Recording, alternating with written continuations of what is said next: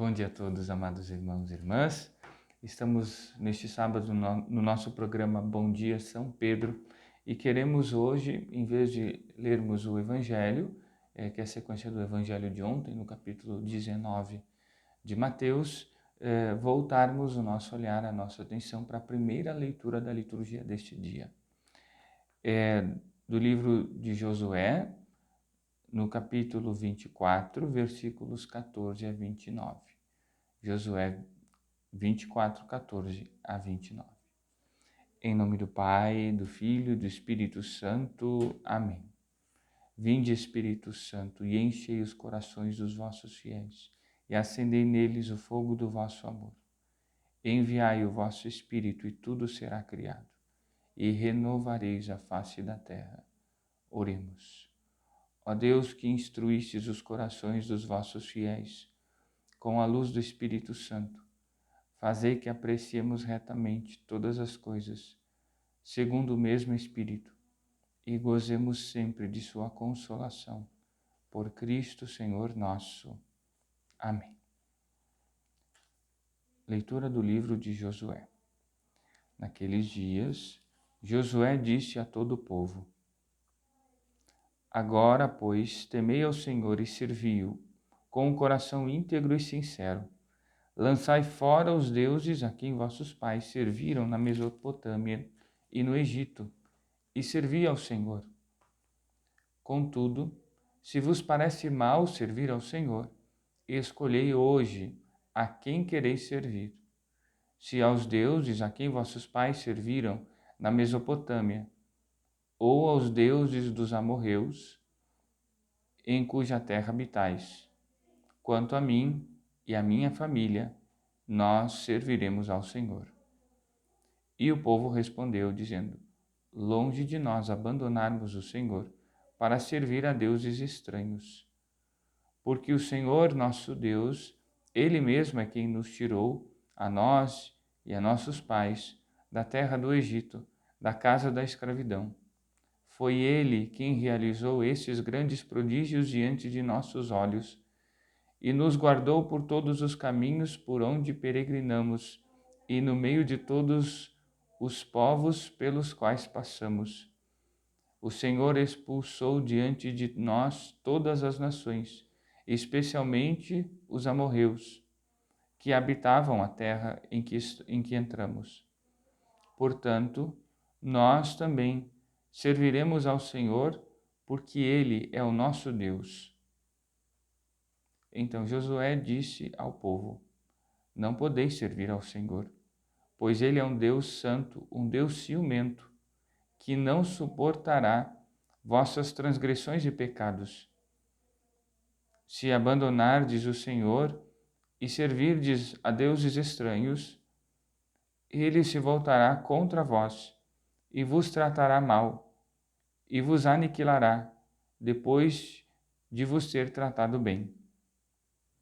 O povo, porém, respondeu a Josué: Não, é ao Senhor que serviremos. Josué então disse ao povo: Sois testemunhas contra vós mesmos de que escolhestes o Senhor para servi-lo. E eles responderam: Sim, somos testemunhas. Sendo assim, disse Josué: Tirai do meio de vós os deuses estranhos e inclinai os vossos corações para o Senhor, Deus de Israel. O povo disse a Josué: Serviremos ao Senhor, nosso Deus, e seremos obedientes aos seus preceitos. Naquele dia, Josué estabeleceu uma aliança com o povo e lhes propôs preceitos e leis em Siquém. Josué escreveu estas palavras no livro da lei de Deus. A seguir, tomou uma grande pedra e levou ali, debaixo do carvalho que havia no santuário do Senhor. Então Josué disse a todo o povo: Esta pedra que estáis vendo servirá de testemunha contra vós, pois ela ouviu todas as palavras que o Senhor vos disse, para que depois não possais renegar o Senhor vosso Deus. Em seguida, Josué despediu o povo para que fosse cada um para suas terras. Depois desses acontecimentos, Josué, filho de Num, servo do Senhor, morreu com a idade de 110 anos. Palavra do Senhor. Graças a Deus. Nesta comprida leitura, amados irmãos e irmãs, nós estamos neste livro de Josué numa característica propriamente litúrgica.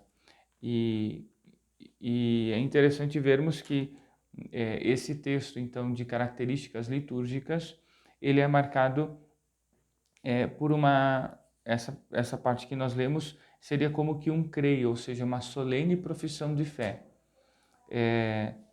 em que justamente se procura restabelecer, renovar, enfim, a aliança com o Senhor e se estabelece, então, uma ideia profunda de fidelidade que exige, portanto, uma verdadeira conversão. Bom, aqui nós temos, na verdade, então, nessa profissão de fé, um verdadeiro itinerário de conversão. Vejam só, o trecho que nós acabamos de escutar começa com uma exortação à liberdade, né? Ou seja, todo caminho de conversão exige a liberdade de optar pelo Senhor. Converter-se é justamente voltar-se para, né? Então, exige a liberdade de querer voltar-se para o Senhor. Portanto, de conhecê-lo e experimentar previamente o Senhor e a sua ação, a sua obra, como acontece aqui no livro, ou seja, se retoma e se recorda sempre nesse contexto. A recordação não é uma mera memória, mas é uma recordação eficaz, que como que reconstitui, recoloca o povo no seu lugar. Como aparece aqui tantas vezes, o povo se reconhecendo como o Senhor como o Senhor, reconhecendo o Senhor como o Senhor, seu Deus. Então, a partir dessa consciência de que o povo de Israel é um povo que pertence ao Senhor, um povo que foi escolhido pelo Senhor e em meio ao qual o Senhor realizou grandes prodígios, manifestando grande cuidado e amor, é a partir daí que então Josué ele coloca o povo diante desta pergunta de fidelidade, deste questionamento de fidelidade. Parece até engraçado, mas parece que Josué está fazendo de tudo para o povo não querer escolher servir ao Senhor. Aqui, claro, é uma linguagem, é uma maneira de apresentar as coisas, mas o que acontece aqui é porque Josué quer que o povo realmente compreenda que a liberdade em optar pelo Senhor, ela tem as suas consequências. Não é escolher, vamos dizer assim, qual sabor de sorvete a gente vai tomar, né? É uma liberdade profunda. Então, Josué convida a ser uma liberdade consciente, de pensar na vida toda, pensar nas disposições todas, pensar no caminho todo que se vai seguir daqui para frente, tendo como base, como ponto de partida, a experiência já feita de dificuldades, de problemas, de lutas. Pensemos em todo o caminho do povo de Israel pelo deserto, as murmurações, as incompreensões, a cabeça dura. E aqui nós estamos então num ponto alto. O povo vai tomar posse da terra que foi prometida por Nosso Senhor. E depois de ter sido conduzido por Moisés, chega finalmente. Então a posse da terra ela é marcada, vejam só, por uma aliança. O Senhor cumpre a sua promessa, estabelecendo com o seu povo um compromisso, um pacto de fidelidade. Uma liberdade que se propõe, se dispõe a um caminho permanente de fidelidade ao Senhor.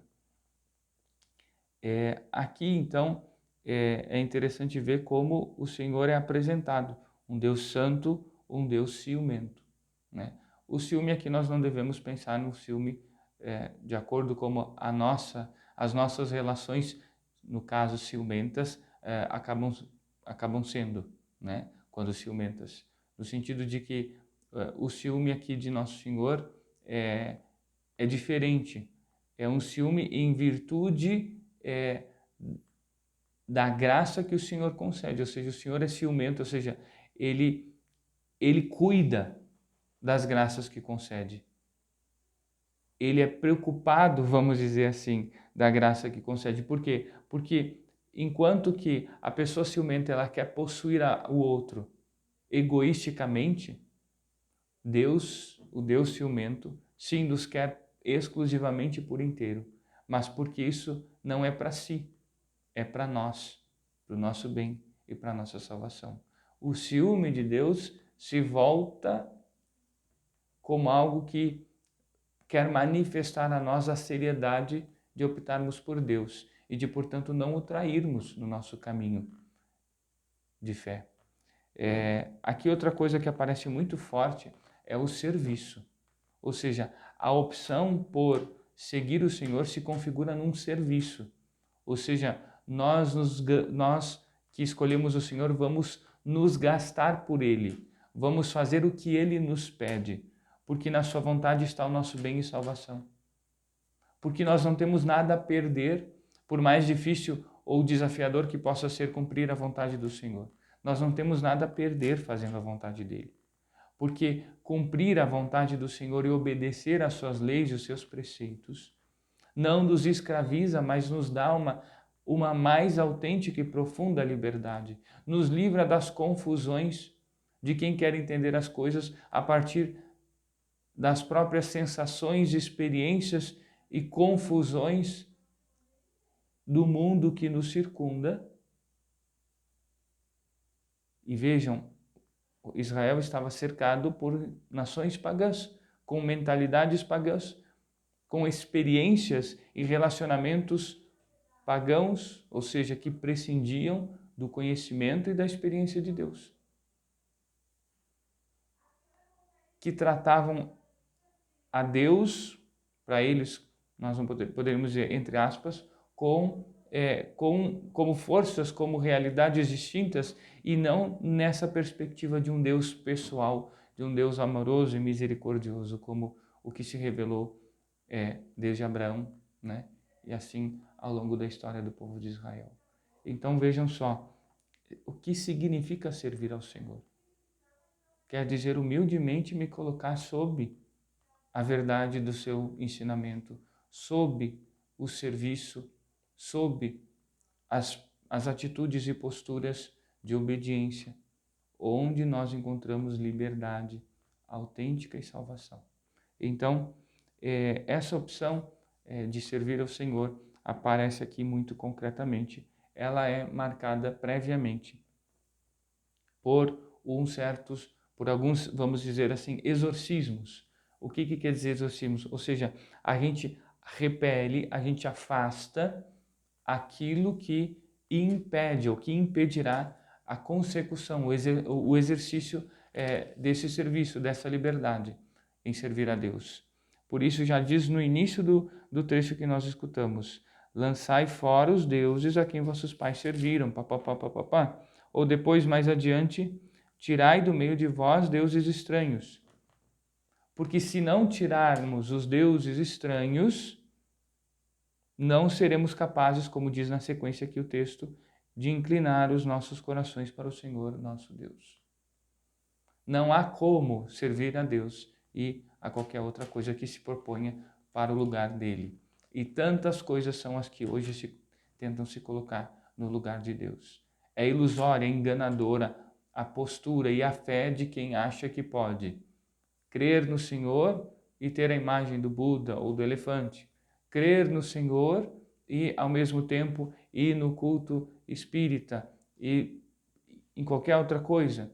Crer no Senhor e não viver uma fé autêntica. Mesmo que, vamos dizer assim, não vá em nenhuma outra crença, numa fé sincretista e, portanto, sem referência, né?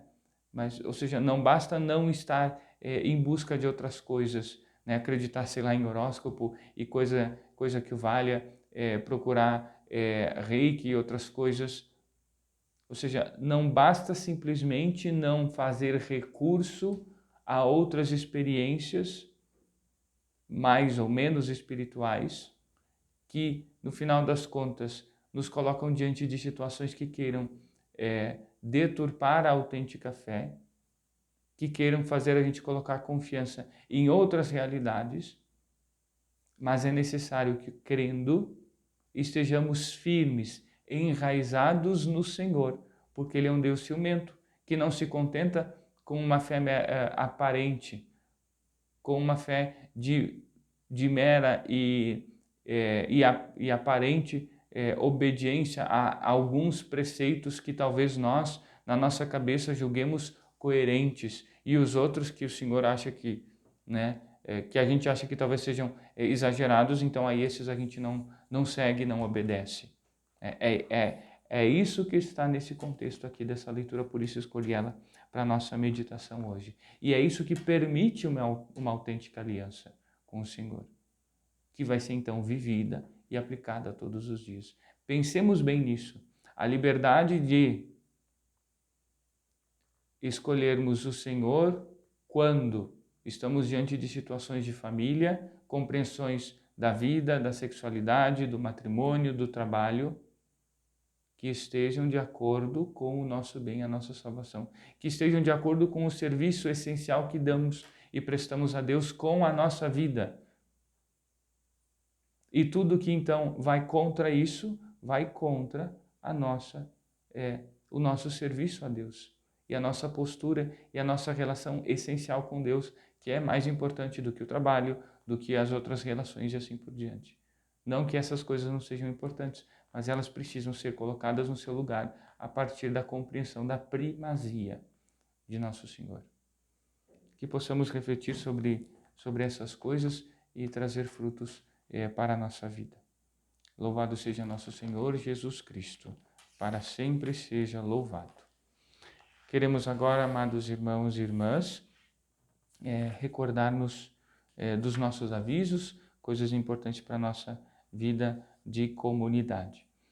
Estamos ainda, então, na nossa campanha vocacional, este envelope que está sendo distribuído, né, e que pode ser buscado por cada um, pela família, enfim, inclusive aqui na Secretaria Paroquial, se for o caso, ou mesmo, enfim, nas missas. Esse envelope, ele é um instrumento de conscientização da necessidade de contribuirmos com as vocações, para que aqueles que disseram sim ao Senhor e para um caminho de discernimento ao sacerdócio, não quer dizer que todos chegarão lá, né? Mas que aqueles que disseram sim ao Senhor estão discernindo a sua vocação e recebendo a formação adequada para isso, esses possam ter as condições necessárias, uma vez que essa escolha e essa resposta, ela exige que eles se apartem, que eles se afastem de tantas realidades como a do trabalho por um momento. A formação vai além do estudo, ela exige uma dedicação total e plena, e por isso eles não podem trabalhar para conquistar o próprio sustento, né? E aí nós, agradecendo a Deus e a eles pela coragem da opção que fazem, nós nos decidimos e optamos por contribuir com eles. É um dever de justiça, é um dever de fé, e é uma consciência de que, na consciência de que eles depois, ofertando as suas vidas, também se colocarão a nosso serviço na nossa diocese, nas nossas paróquias, e assim por diante. Então, o convite a fazermos dessa ajuda um gesto generoso, de profundo amor a Deus, de gratidão, porque o seu chamado é uma prova viva da sua ação do seio da sua igreja. O seu chamado é uma manifestação clara e evidente da sua presença no meio de nós, né? No meio de nós, através daqueles que Ele escolhe. Então, que nós possamos nos engajar nessa iniciativa para podermos, para permitirmos à paróquia, ou seja, com esse dinheiro, continuarmos ajudando os seminários e servindo-os, né, nas suas necessidades, certo? Além do mais, então, o convite que temos feito nas últimas semanas da Pastoral da Música, aqui aqueles que quiserem integrar e contribuir com as liturgias na parte do canto, do instrumento, enfim, então que entrem em contato com a a Juliana. O telefone é 981560419, certo? Então aqui para que a gente possa ampliar os nossos grupos, dar espaço também para outros que queiram se colocar a serviço e possam então ajudar os irmãos a bem rezar através do canto também, certo? Muito obrigado. Rezemos agora, amados irmãos e irmãs, por todos os que nossos paroquianos hoje celebram o precioso dom de suas vidas.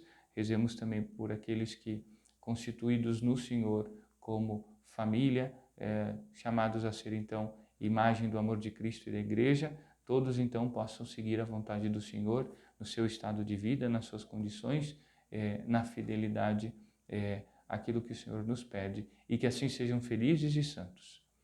Ave Maria, cheia de graça, o Senhor é convosco, bendita sois vós entre as mulheres, e bendito é o fruto do vosso ventre, Jesus. Santa Maria, Mãe de Deus, rogai por nós, pecadores, agora e na hora de nossa morte. Amém. Rezemos a oração de São José, colocando sob seus cuidados paternais a vida de todos os nossos paroquianos, sobretudo daqueles que mais sofrem. Glorioso São José, que fostes exaltado pelo Eterno Pai, obedecido pelo Verbo encarnado, favorecido pelo Espírito Santo e amado pela Virgem Maria. Louvo e bendigo a Santíssima Trindade pelos privilégios e méritos com que vos enriqueceu. Sois poderosíssimo, e jamais se ouviu dizer que alguém que tenha recorrido a vós e fosse por vós desamparado. Sois o consolador dos aflitos, o amparo dos míseros, o advogado dos pecadores. Acolhei, pois, com bondade paternal a quem vos invoca com filial confiança, e alcançai-me as graças que vos peço. Eu vos escolho por meu especial protetor. Sede, depois de Jesus e Maria, minha consolação nesta terra, meu refúgio nas desgraças, meu guia nas incertezas, meu conforto nas tribulações, meu Pai solícito em todas as necessidades. Obtende-me finalmente, como coroa dos vossos favores, uma boa e santa morte, na graça de nosso Senhor. Amém. O Senhor esteja convosco, Ele está no meio de nós. Pela poderosa intercessão da Santíssima Virgem Maria, nossa Mãe, de São José, seu esposo, e de São Pedro, nosso padroeiro, desça e permaneça sobre vós, vossos lares e vossas famílias, a bênção de Deus Todo-Poderoso, Pai e Filho e Espírito Santo. Amém. A todos um abençoado final de semana. Fiquem com Deus.